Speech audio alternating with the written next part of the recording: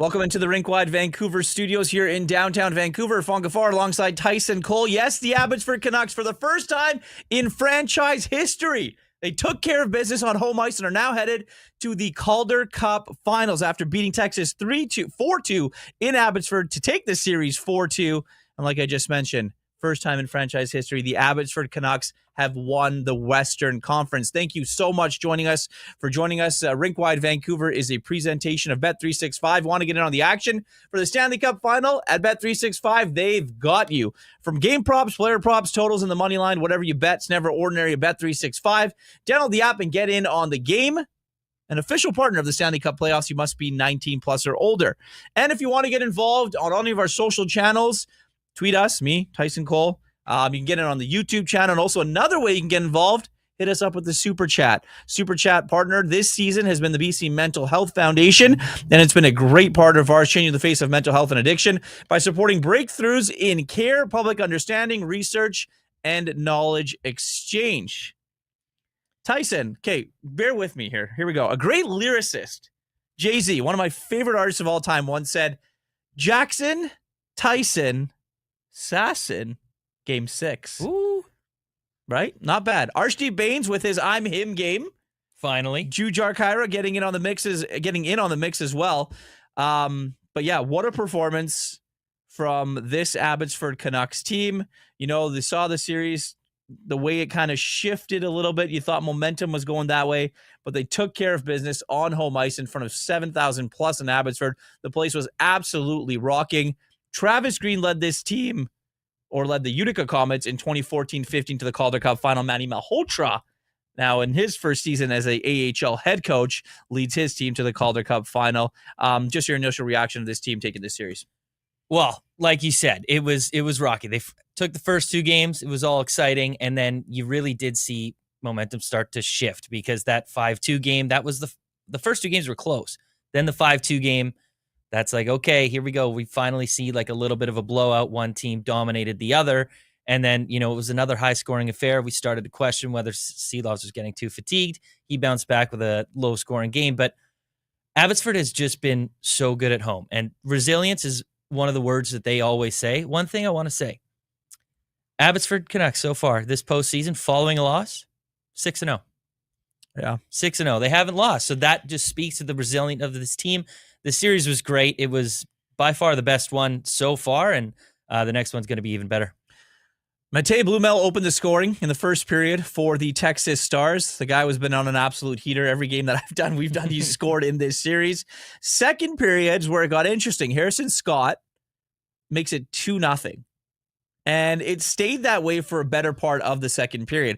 Archdeep Bains with under 2 minutes left makes it 2-1. And then you go into the third period, Tyson, and the Abbotsford Canucks came out flying in that third period.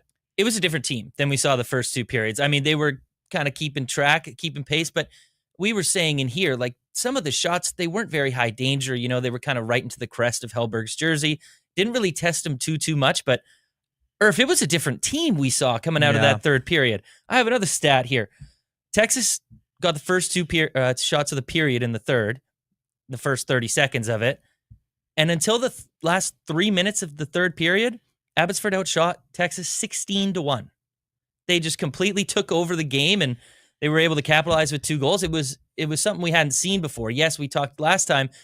They have a little bit slow starts, and then they kind of pick it up. But this is something that I haven't seen so far this postseason, the way that they were able to come out and just completely dominate the game. So I wonder what Manny said to them in that intermission to get them so riled up. I'm sure you might see some sort of, behind the scenes look at some point from the Canucks socials maybe, but Jujhar Khaira, Max Sasson, and Archdeep Bains scoring in the third period. Like you mentioned, it was all Abbotsford in the third period to obviously punch their ticket to the Calder Cup Final. I want to go back to the first goal because it seemed like it was going to be a goal for the Abbotsford Canucks.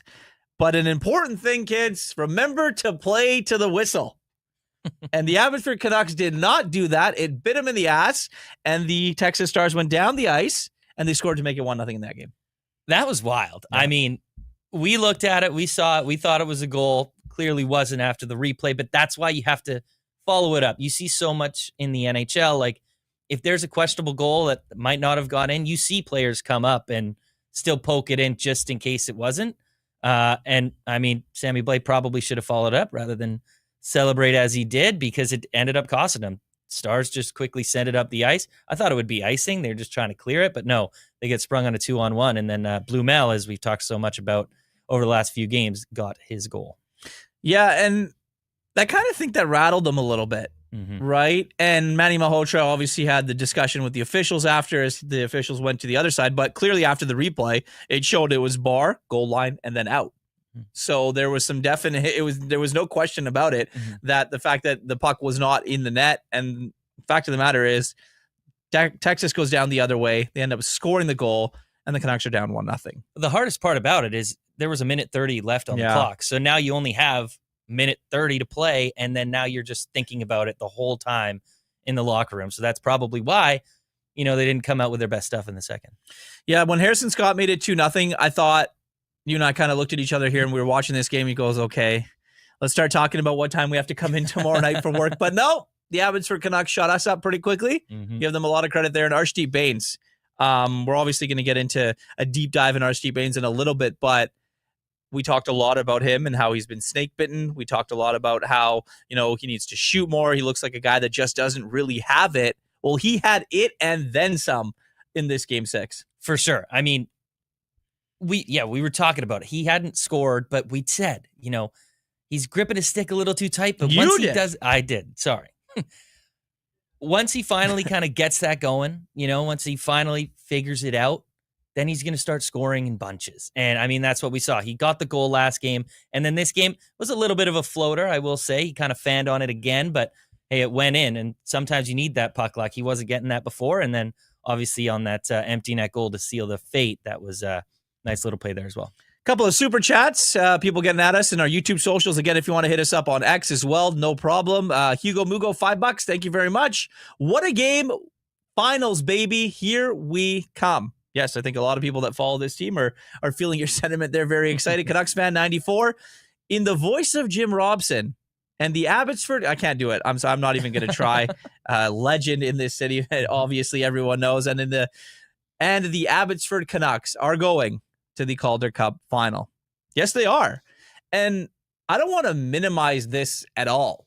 Like, this is a huge deal for this organization, from the top all the way down to the bottom, the very last player on that roster, whether you're in the NHL club or you're on the Abbotsford club. This is an amazing accomplishment. First time in franchise history, they've won the West.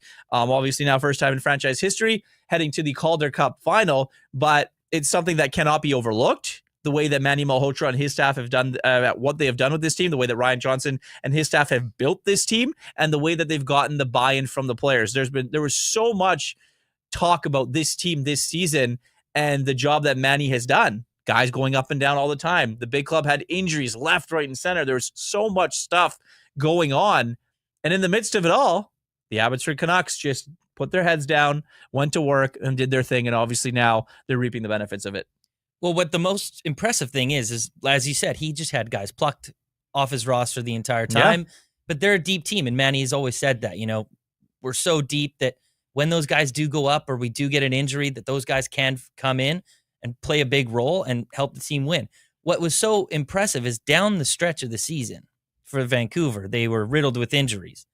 And that's when Abbotsford went on their 14-game win streak. That's when their roster was probably the worst, because they didn't have all their guys. All the guys were up in the NHL. So the fact that now that they can, rally around that and be able to make this run that they're on now, going to the Calder Cup final for the first time ever with a first-year head coach, is something that this Canucks fan base needed for sure. No, absolutely. This segment of Rink Wide Vancouver, Tyson, is a presentation of our friends at the Pacific Toyota dealers. I want to tell you about the Toyota BZ4X. It's 100% electric, backed by peace of mind knowing it's a Toyota. Spark of joy when you pass a gas station knowing that you don't have to stop. The Abbotsford Canucks don't have to stop. They're going to the Calder Cup Finals all the way to Charlotte. Added perk of being able to access HOV lanes when driving, even when alone in the vehicle. Can handle any terrain. So take it to the city or the slopes or wherever you want. So when you choose a BZ4X, you can get a $5,000 incentive. And now you can finance one from as low as 0.99% APR for 36 months. Visit shoptoyota.ca or your local Pacific Toyota dealer today. All right, let's do a deeper dive into the Abbotsford Canucks roster here. I'll start out from the back. Artur Shilovs lets in the goal early, lets in the goal in the second period, but calm, cool, collected, stop pucks when he needed to. Yep, he came up big when he needed to in those final I'll say half the game there, final 30 minutes. Yep. If you look at the goal chart, they were kind of right around the net, and I hadn't really seen him allow too many goals from in tight there. So that was kind of something that, I noticed. It was one right on the goal line for Blumel's goal on that 2-on-1, and then the second one, Scott, the fourth line. It always kind of sucks when you get scored on by a fourth line, but his was like right out in front, pass from behind the net. So, but other than that, he probably heard what I said about him after last game, about him being fatigued, being a little too tired, and then he definitely stepped up. But while Silovs was great, and I'm not taking anything away from him, Abbotsford did such a good job of shutting everything down, in front of him, because they allowed the first two shots in the third period, and then after that, after the first 30 seconds, they allowed two the entire rest of the way in the third. The name of the game for the Abbotsford Canucks was shots, and they increased in every single period. 10 in the first, 13 in the second, 17 in that third period to obviously go tie the game, get the lead, and, put their stamp on it and obviously dominate in the rest of the game. 40 shots against for Magnus Hellberg, who obviously was a story in his own right, coming in and playing so well for the Texas Stars. But you just look at the list of guys that were firing the puck. The Klim Reaper, Danila Klimovich, 5 shots on net. Phil DiGiuseppe, 5 shots on net. You have guys like Max Sasson with 4, Christian Wolanin, 3, Archie Baines also shooting the puck really, really, really well. It's not some foreshadowing there. You're going to hear those names once again a little bit later on in the show. But what did you make of the team's persistency in getting pucks to the net in a game that they knew? I said that it wasn't a must win, but they could not lose that game tonight, and they didn't. It kind of had the feel that, if they lost this game, they might lose again in game 7. All the momentum is now off their side. Blow a 3-1 series lead. Yep, and there's a lot of pressure. There's no pressure for Texas if, you're the team coming back there. So just coming out of the third period and just saying, hey, we are not losing this game. We are taking this game over. And that's exactly what they did. But you also got to give it to Hellberg. I was a little skeptical if they were going to be able to come back, because once Hellberg came in that game 4, third period, he looked fantastic. He looked great in game 5 as well. And then tonight, it looked for a little bit there that they couldn't beat him. Yes, they didn't really test him, as we talked about. They were very low danger shot attempts, but that third period kind of shifted everything, and he proved to be human, and Canucks walked away with a win. Let's get to our 3 stars in this hockey game, or a presentation of Greta Bar YVR. The 3 stars in the building: Archdeep Baines, Magnus Hellberg, who we just finished talking about, and Artur Shilovs. Those are the 3 stars in the building. Ours, definitely a little bit different here on Rink Wide Vancouver. Archdeep Baines, obviously 2 goals. Jujhar Khaira with the game-tying goal. Max Sasson icing it with the game-winning goal. What'd you make of Max Sasson's game? I thought it was good. Watching him play, the speed that he has, he's a one-man break-in into the neutral zone, or into the offensive zone. It's a lot of fun watching him. He took an early penalty, but I think he drew a penalty as well. So I think I'm pretty impressed with him, because before he was a little bit struggling. I think it was 5 games without a point. And then now he's got 3 straight games with a point. So I guess you just put Linus Karlsson with anybody, and then they go on a point streak, right? Karlsson didn't get a point tonight, but I was pretty impressed with Sasson, and just watching him celebrate the way that he does kind of gets you a little fired up, doesn't it? You see that emotion, scoring goals off the player. Yeah, exactly. You see the emotion from the player that can only get you that much fired up as well. I'll talk about Jujhar Khaira a little bit. Up and down career, really. Obviously everyone knows about the concussion history. 3 shots, the game-tying goal. He was a player, obviously, from the Lower Mainland, Surrey, that was traded from the Syracuse Crunch to the Abbotsford Canucks in exchange for future considerations on March 8th, 2025. it must feel good for him to be able to, where he was to where he is now, scoring a goal right in your backyard, basically, for your hometown team, being able to get to the Calder Cup final. Well, I just wonder how Future Considerations is doing in Syracuse right now. I guarantee you he's not scoring a game-tying goal Not doing too to well. go to the Calder Cup Finals. But no, Jujhar Khaira, I spoke with him after a game, and that first series, him, Blais, and Smith were on fire. Yep. Blais and Khaira were atop the AHL in points in the first series with Blais, but I talked to him about how much it meant to him to kind of do it in his hometown. Not his hometown, but, being a local kid, Surrey native, how much it meant to him. And he said it meant the world, like just growing up around this organization and then being able to contribute the way that he has. And now, especially scoring the game-tying goal in the third period to punch the ticket to the Calder Cup final. I'm sure him and his family goes to the games as well, he shared. So I'm assuming that they are just thrilled right now with how everything's gone for him. Yeah. And you look at, another guy from these parts as well, Archie Bains with 2 goals. We mentioned his kind of coming out party. This is his game where, he kind of took over and needed to have that effort. 3 stars, obviously, like I just mentioned, a presentation of Greta Bar YVR, a great place to watch sports. Hey, the Abbotsford is now in the final.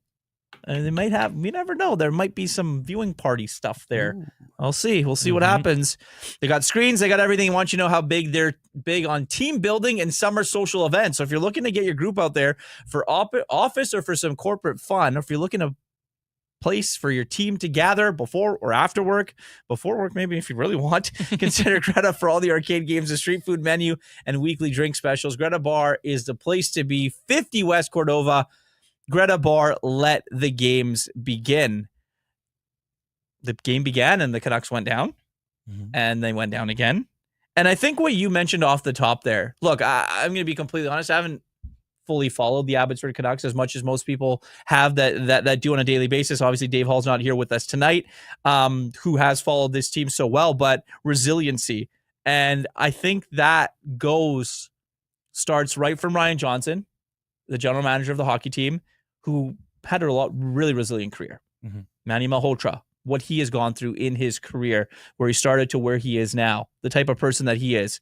I think those two at the helm and their coaching staffs, that's what exudes confidence into this team and gives them a different type of belief. Because going into that third period, that had to be one hell of a speech from Manny to his group. I really want to know what he said, or even if he had to say anything, and they just knew.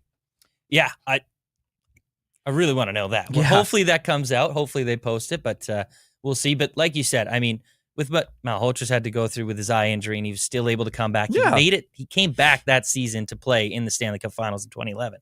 So I think it's more leading by example. Like, hey, like this is what he's done in the past. Everybody should know what he's done in the past, because all the players right now probably watched him growing up and saw what he had to come through. So I think it's also the internal belief in their room right now, because like you said, you haven't been watching all the games, but there's been quite a few games where they've been trailing going into the third period and they come back and they win.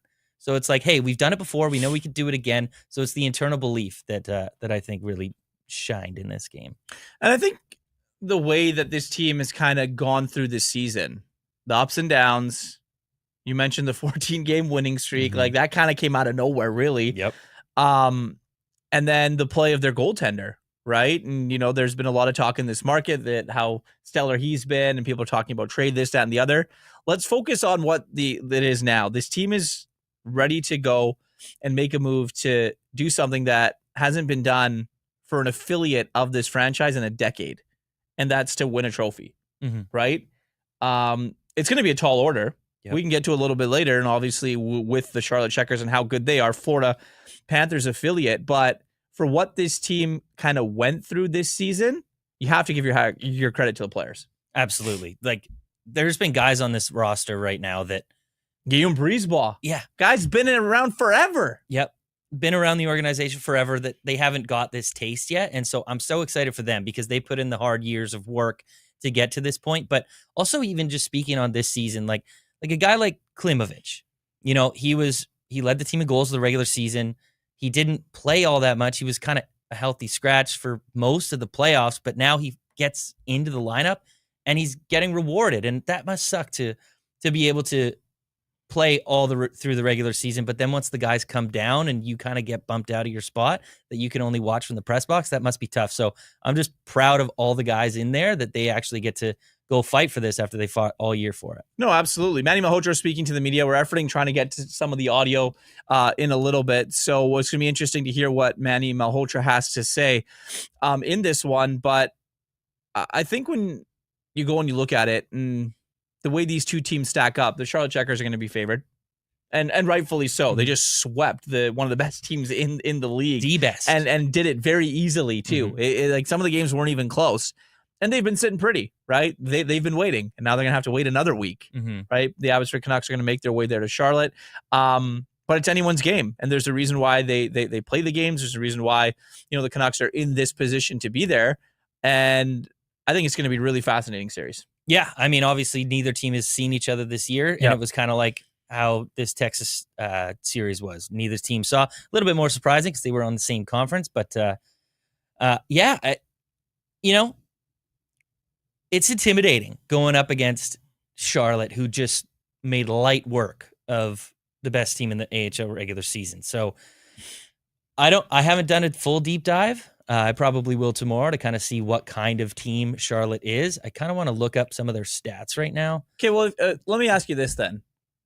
If they're the best team in the league, they just beat the best team in the league, and they're going to go and thinking that the Abbotsford Canucks have to have the belief that there's only two of us left. Like, how good really are you if we're there too? Yeah. And I think that's the type of mindset that they should have. They're going to be the underdog. A lot of these guys have been underdogs their whole life. Yep. Right? So why not now? Why not now? Also, I don't know how they'll probably be the underdog, but if you look at the regular season standings, Charlotte was 4th, Abby was 5th. Yeah. So it might be a lot more even than we kind of think. It's just kind of intimidating going over there and seeing, they just swept the best team in the regular season. Well, that, and you also look at, who their affiliate is. Obviously trying to play for a Stanley Cup, and there's some players on that team that have NHL contracts as well that are playing down there and playing really well down there as well. So again, like I said, it's going to be definitely a fascinating series. Almost forgot one thing. We got to get to our stat that stands out here on Rink Wide Vancouver, and we talked about him a lot. We're going to continue to talk about him. He was a mainstay in this hockey game and had his coming out party, obviously, a couple games ago with getting the goal. That's Archie Bains, 8 points in his last 7 games. You mentioned the streakiness of it. He's been in on almost every Abbotsford Canuck goal. I swear, I think he's got 15 points these playoffs or something like that. So he's definitely around the net. He's putting himself into good scoring positions, and it's finally paying off now with the puck going in the back of the net. For sure. And just the fact that he was still able to produce while he wasn't scoring was a big thing. Like, he was still making his plays, and Archie Bains is more of a playmaker anyway, but you still figure he would find the back of the net. Now that he has, I feel like he can just take this and run with it, because he's had that taste of the NHL before. He's got that confidence from that. And now you were the leading scorer on the team in the regular season. So why weren't you playing like that? Now he's starting to play like that. And so I feel wheels up for him. If he can get back on a line with Linus Karlsson, then, I mean, we saw what they did in the first 3 games here. So why can't they do it again? Absolutely. I'm just taking a look at that 2014-2015 Utica Comets team. Some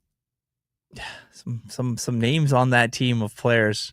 Jacob Markstrom was in net for that team then. Ben Hutton was playing there. Mike Zaleski, Ronald Kennins. Oh, wow.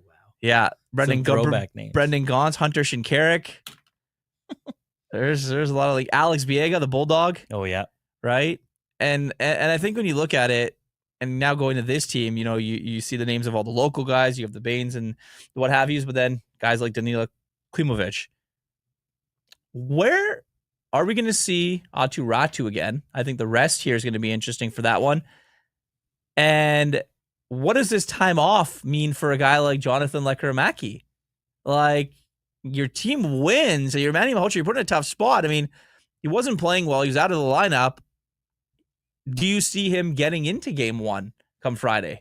That's tough. I mean, I'll start on Ratu. Yep. I think I don't know if we'll see him again. It looked pretty bad, and he was just coming back from injury, but it wasn't in his normal spot. Like, he was centering the fourth line. Mm-hmm. They don't like to call it the fourth line, but it was Waters and Nielsen, I believe, were on his wings, and so they were trying to shelter his minutes and shelter his matchups. And then when he goes in for that hit, like, I was at the rink, he could not even really get off the ice or get down the tunnel. Like, it really looked like he hurt his hip. I don't know if that was the original injury that he had or not, but I don't know if we'll see him again. But for Lekaramaki, I don't know. I said this last time. Like, how do you mess with the winning lineup? You know, I don't believe in that. Like, hey, these guys just got you the win. Why are you going to take one of the guys out? You know, like, it's not really a reward. You know, like, hey, thanks for the win. Now you're going to watch this game. You know, I think I'd give it a game. Would you put him in? No. I think it'd be a short leash. I don't think I would either. No, like, short leash on Klimovich if he doesn't score or whatever. Like, have him ready to play, or if you lose game one, then Lekaramaki goes back in. But I don't know how you can mess with the winning lineup. What would you do? He's not playing. Yeah, no, but he's not game one. I don't. I think the game one has to be a feeling out process, and you got to go with the guys that got you there. Yeah, and this team that played in game 6 needs to be the exact same team that plays in game 1. Our stat that stands out was a presentation of Bogey Juice, handcrafted with tantalizing blend of crisp apple flavors and kickin' ginger for that refreshing zing. Every shot of Bogey Juice is like a hole-in-one for your taste buds. Needed some this morning when I played golf because I was terrible. Sweetened to perfection with simple syrup and made even smoother with top-shelf vodka. It's the only juice that's guaranteed to make your golf buddies beam with envy, despite the score it refers to. Check out bogeyjuice.com for more info and use promo code SP15 for 15% off Bogey Juice product and merch. I'm working on getting some Lekaramaki stuff because apparently Manny talked about why he's been out of the lineup the last few games. Yeah, we've got Manny right now. Okay, perfect. So let's get to the head coach of the Abbotsford Canucks, who are now on their way to the Calder Cup final.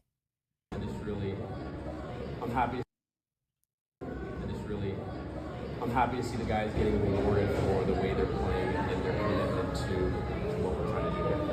Third period shots are 17 to 4 for your group. What did you like so much about the group in the final period? The biggest takeaway for me was the fact that being down in the third period wasn't a backbreaker for us. It more galvanized our group in terms of wanting to push through and find a way. And the fact that we had contributions throughout the lineup, I was able to roll 4 lines and get the most out of guys was the biggest thing. I know you spoke about your relationship with Canucks fans. What did they say about tonight? Just what the arena was like. You guys experienced everything, especially the last kind of 10 minutes there. I'll say it again and again. Our group gets so much energy for life from this building. The fans have been outstanding the entire playoff run. They're a big part of our success. This atmosphere here to play in front of us has been really special for the guys, and we're looking to continue that.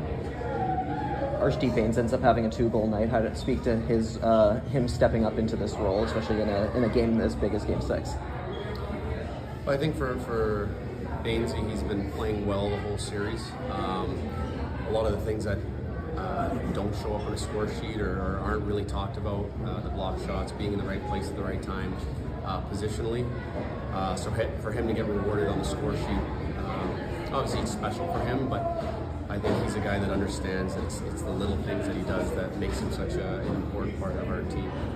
It's always tough going down 2-0 in a game, but the resilience is what it takes to be a champion at this level. Like, how do you feel knowing that your group can come back in those situations, and especially in a situation where they're holding a series lead?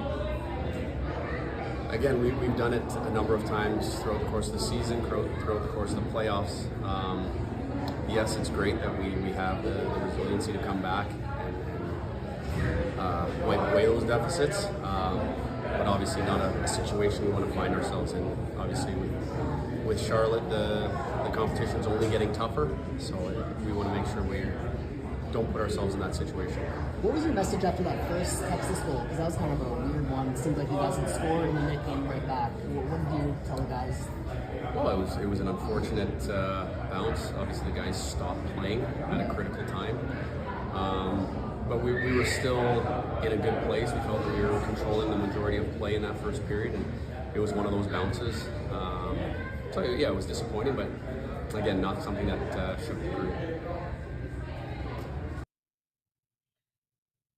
That's Manny Malhotra, head coach of the Abbotsford Canucks, who are now Calder Cup final bound against the Charlotte Checkers. A little bit hard to hear. We'll get next time Farhan makes a 20-minute journey from his house to the Abbotsford rink, we'll get him to throw a mic in there. But thank you to Farhan Lalji for getting us that audio and obviously going and enjoying the game. I'm sure that was in Abbotsford. Big fan of my friend Farhan Lalji. Tyson, what did you make of what Manny said there? Well, he just talked about the resilience, Yeah. and I mean, it just was only exemplified in this game. Just the fact that they were able to, come back the way that they did, and I mean, it is just led by Manny. I didn't take too much away from that. I feel like he's kind of the same old Manny that I'm used to. Yeah, and I think he's very he's just Manny, right? He doesn't really, he's not going to get too excited, and he's not going to get too low. I think the one time that we saw Manny snap in this series a little bit, but he reined it in a bit. And I think that is one of the things that I've had players tell me, when you've got a coach that's behind you who's going off all the time, screaming at refs, screaming at players, pointing fingers, doing this, that, and the other, you kind of feed off that, but it's in that negative way.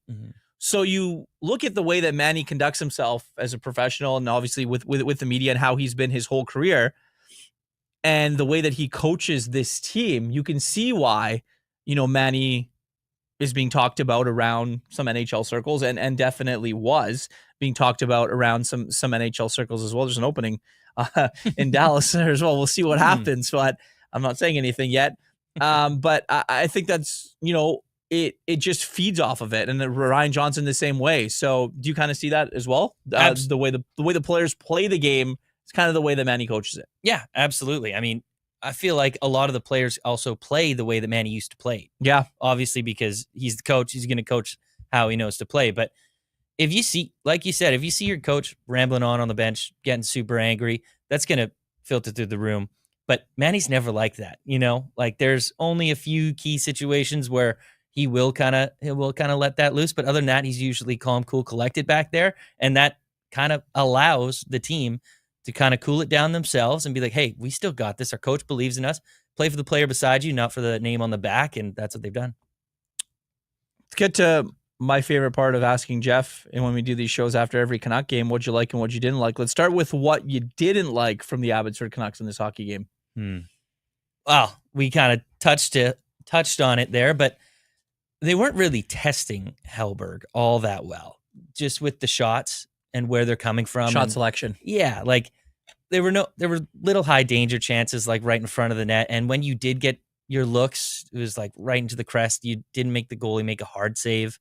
It just kind of, they made it too easy for Hellberg through the first 40 minutes, I would say. So I didn't love that. What I did like, though, is the third period, because they were able to just take over the game. I mean, we've kind of already talked about that as well, but just their resilience, the way that they were able to say, okay, we're not losing this game. Yeah. Go out and win it and take the win. Yeah. Didn't like the start. For me, you're on home ice. You kind of want to be on your toes to start the hockey game.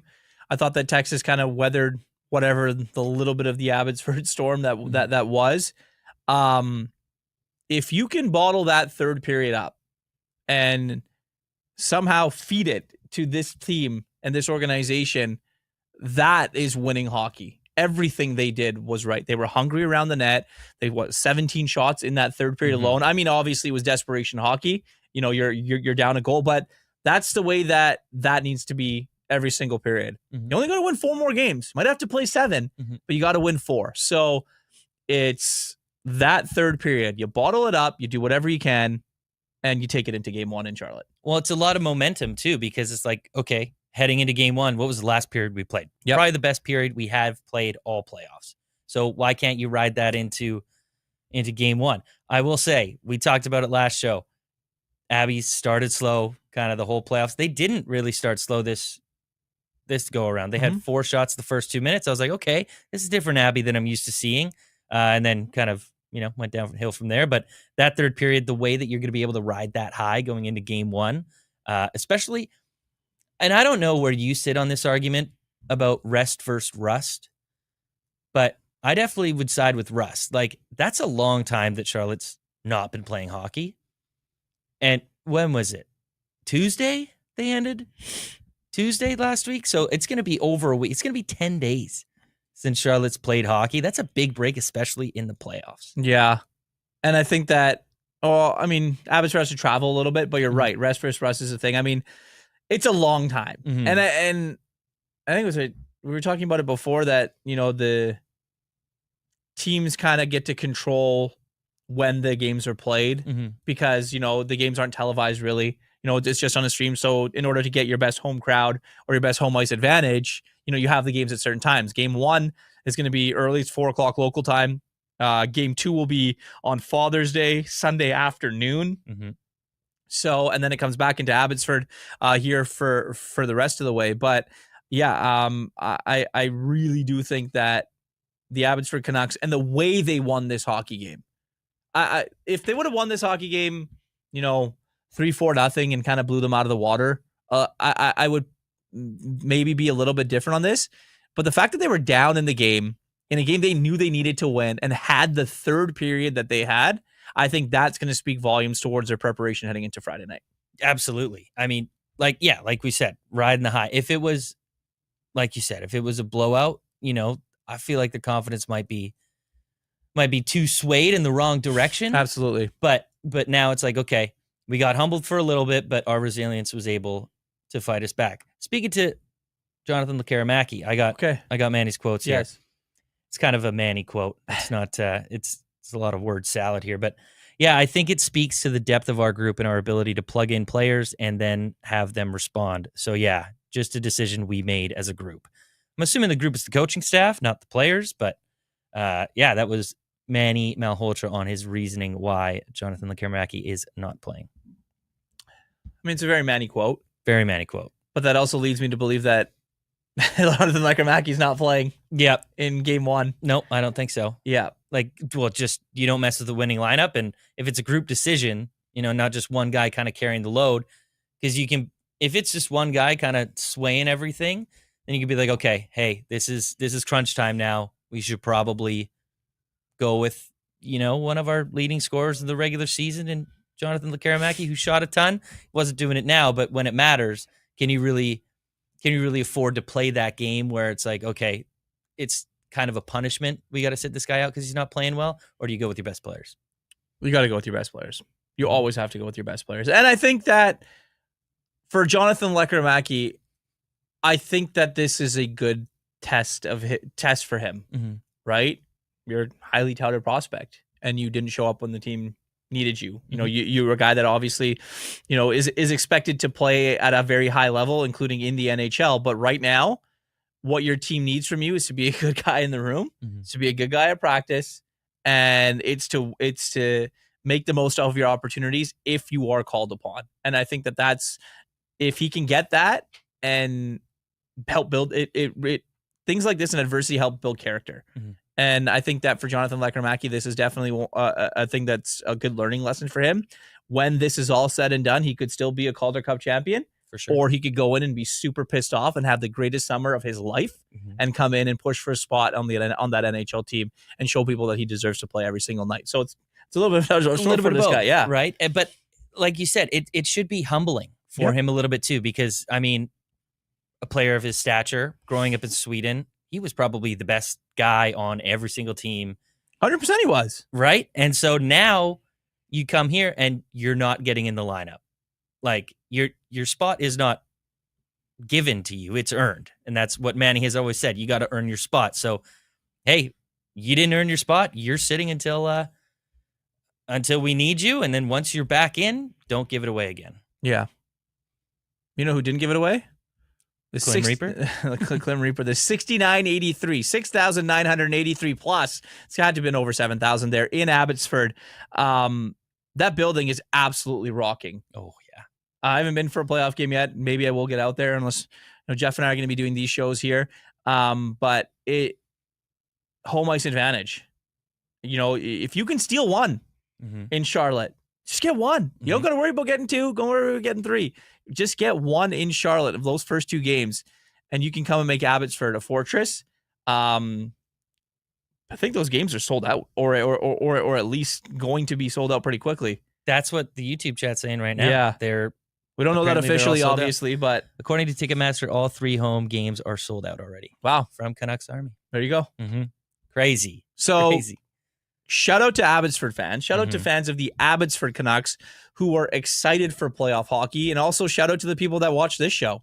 I mean, you guys have been there through the regular season of the Vancouver Canucks last year in the playoffs and the run that they went on, and now for the Abbotsford Canucks. I mean, we're still going to be sitting here doing these shows as well, but it's been fun.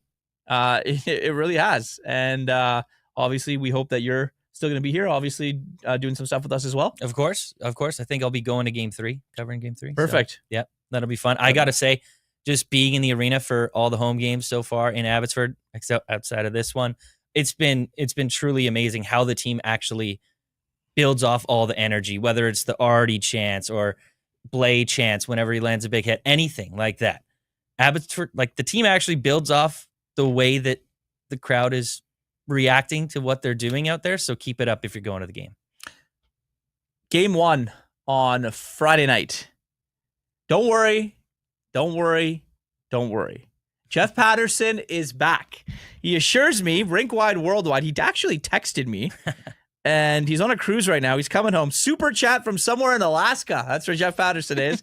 Congrats to Abby. Looking forward for being back for the Calder Cup Final. Jeff will be back Friday night. I unfortunately won't be here, but will be here Father's Day for Game 2 of the Abbotsford Canucks and Charlotte Checkers.